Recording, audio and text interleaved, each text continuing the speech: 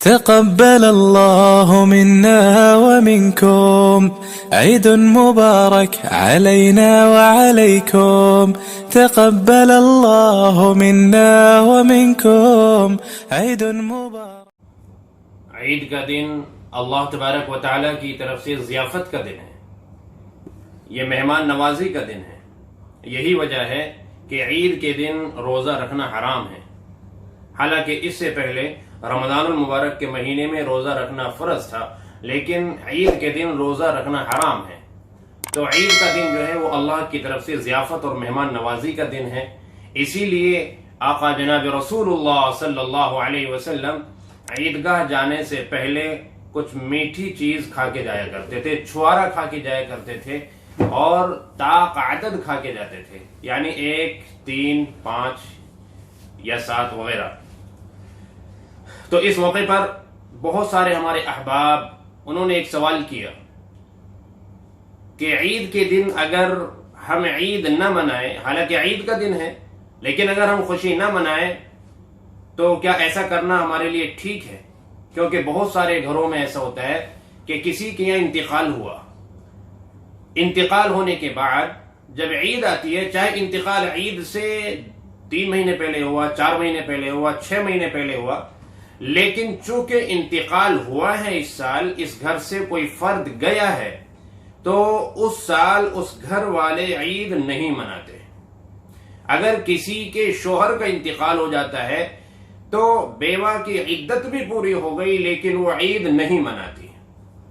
کیوں؟ اس لیے کہ یہاں انتقال ہوا تھا تو یہ گویا کہ اس گھر میں ایک طرح کا سوگ چل رہا ہے ابھی تک اور ہم خوشیاں نہیں منا سکتے. یہ انتہائی غلط بات ہے. گویا کہ اللہ تبارک و تعالیٰ کی ضیافت کی ناقدری ہے، اللہ تبارک و تعالیٰ کی مہمان نوازی کا انکار ہے.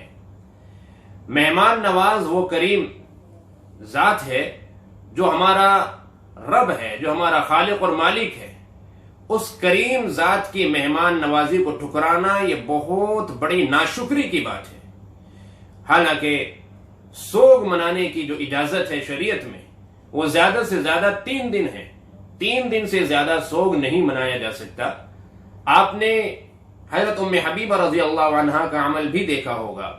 ان کے والد ابو سفیان کا انتقال ہوا تو ام حبیبہ رضی اللہ عنہا نے 3 دن پورے ہونے کے بعد اپنی ایک باندی سے خوشبو منگوائی اور خود بھی لگائی اور ان کو بھی لگائی، باندی کو، خادموں کو بھی لگائی، اور پھر کہا، اس کی وضاحت کی کہ مجھے خوشبو لگانے کا شوق نہیں ہے، لیکن صرف میں نے اس بات کے اظہار کے لیے یہ خوشبو لگائی ہے تاکہ سب کو یہ معلوم ہو جائے کہ والد کے انتقال کو 3 دن گزر چکے اور شریعت میں 3 دن سے زیادہ سوگ منانے کا حکم نہیں ہے، لہذا اب میں سوگ نہیں منا رہی ہوں، اس لیے میں نے خوشبو لگائی.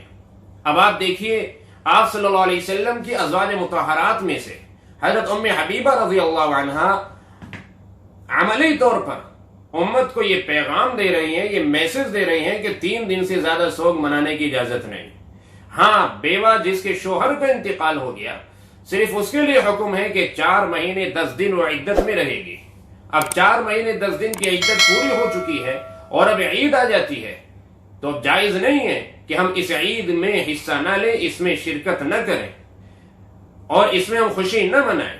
ہمیں مکمل خوشی کا اظہار کرنا چاہیے، اللہ کی ضیافت اور اس کے مہمان نوازی کو قبول کرنا چاہیے. اللہ تبارک و تعالیٰ کو اپنے بندوں کی یہی ادا پسند آتی ہے، ورنہ تو ایک طرح سے کبر ہوگا، ایک طرح سے تکبر ہوگا اور اللہ تبارک و تعالیٰ کے مہمان نوازی کا انکار ہوگا. اسی طرح ابھی اس وقت جو حالات چل رہے ہیں، یہ جو لاک ڈاؤن کا زمانہ ہے، کورونا وائرس جیسی عالمی بیماری سے خوف زدہ ہے اور دہشت میں ہیں لوگ، اور اسی وجہ سے حکومتی ہدایات جاری ہیں جس کی بنا پر مساجد بند ہیں اور عید کی نماز اس سال ہمارے عیدگاہ میں نہیں ہو پائی، نہ مساجد میں ہو پائی. ہم تقریباً پچھلے 2 مہینے سے اپنی مسجدوں میں جماعت سے نماز پڑھنے سے محروم ہیں. تراویح ہم نے گھر پر ادا کی ہے. تو اس وجہ سے بہت سارے احباب یوں کہتے ہوئے نظر آئے کہ اس سال عید کیسے منائیں جبکہ ہماری مسجدیں بند ہیں. اس سال عید کیسے منائیں جبکہ ہماری عیدگاہیں غیر آباد نظر آ رہی ہیں؟ تو میرے عزیزوں، اس بات کو اچھی طرح سے ذہن نشین کر لیں کہ عید کی خوشی اس وجہ سے نہیں ہوتی کہ مسجدیں آباد ہیں، عید کی خوشی اس وجہ سے نہیں ہے کہ عیدگاہیں آباد ہیں۔ عید کی خوشی تو اللہ تبارک و تعالی نے رمضان المبارک کے روزے اور تراویح کے بدلے میں عطا فرمائی۔ آپ نے تراویح تو پڑھی ہے، آپ نے الحمدللہ روزے بھی رکھے ہوں گے، تو یہ جو خوشی کا دن ہے، یہ جو انعام کا دن ہے، یہ رب کریم کی طرف سے روزوں اور تراویح کی عبادت کے بدلے میں اللہ رب العزت نے عنایت فرمایا ہے۔ اس دن تو فرشتے بھی خوشی مناتے ہیں، 1 مہینے تک اللہ کے بندوں نے محنت کی، اللہ تبارک و تعالی فرشتوں کے سامنے فخر فرماتے ہیں۔ آج عارضی طور پر مسجدیں بند ہیں، آج عارضی طور پر عیدگاہ سے ہمیں روک دیا گیا ہے، لیکن ہمیں اس پر اس طرح ماتم نہیں منانا چاہیے کہ ہم اللہ تبارک و تعالی کی طرف سے عطا کردہ خوشی کا بھی انکار کرنے لگے اور اس کو ہم قبول نہ کریں۔ نہیں، ہمیں قبول کرنا چاہیے۔ مارکیٹ میں جانے سے اس لیے احتیاط برتنے کے لیے کہا گیا کہ جب پبلک نکلے گی، مجمع زیادہ ہوگا، تو جو ایک جسمانی فاصلہ ہے وہ برقرار نہیں رہ پائے گا، سوشل ڈسٹینسنگ کا خیال نہیں رہ پائے گا۔ تو اس لیے ہمارے علماء نے اپیل کی ہے کہ آپ مارکیٹ کی رونق نہ بنے، اور آپ نئے کپڑے اگر نہیں ہیں تو آپ اس کی فکر نہ کریں، جو کپڑے آپ کے پاس ہیں انہی میں آپ عید منا لیں، لیکن اس کا یہ مطلب نہیں کہ عید نہ منائی جائے۔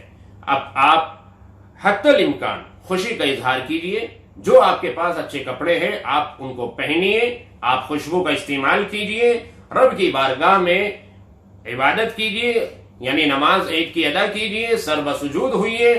اور یہ ماتم کا نہیں، خوشی کا دن ہے اللہ کی طرف سے، تو اسے خوشی سے قبول کرنا چاہیے۔ اور جو دائرہ شریعت نے ہمیں بتایا ہے اس دائرے کے اندر اور ان حدود کے اندر ہمیں رہ کر ہمیں بہرحال خوشی کا اظہار کرنا چاہیے اور اس پر اللہ تبارک و تعالیٰ کا شکر ادا کرنا چاہیے۔ بس یہ ہے کہ حالات کے پیش نظر ہمیں معانقے سے یعنی گلے ملنے سے اور مصافحہ ملانے سے ہمیں دور رہنا ہے، ہمیں اس کی احتیاط کرنی ہے۔ باقی یہ کہ ہم بالکل خوشی نہ منائیں، ایسا ہرگز نہیں ہے۔ یہ اللہ کی طرف سے مہمان نوازی ہے، یہ ضیافت ہے، یہ اللہ کی طرف سے اپنے بندوں کا اکرام ہے۔ ہم اسے خوشی سے قبول کریں۔ ایک خوشی کا موقع اللہ نے ہمیں یہاں اب دنیا میں دیا ہے، انشاءاللہ دوسرا خوشی کا موقع ہمیں کل قیامت کے دن میدان محشر کے اندر بھی ملے گا، جس کا ذکر حدیث میں آتا ہے، اور انشاءاللہ اس کا مستقل میں ذکر کروں گا دوسرے موقع پر۔ اللہ تبارک و تعالی ہمیں عمل کرنے کی توفیق عطا فرمائے۔ السلام علیکم ورحمۃ اللہ۔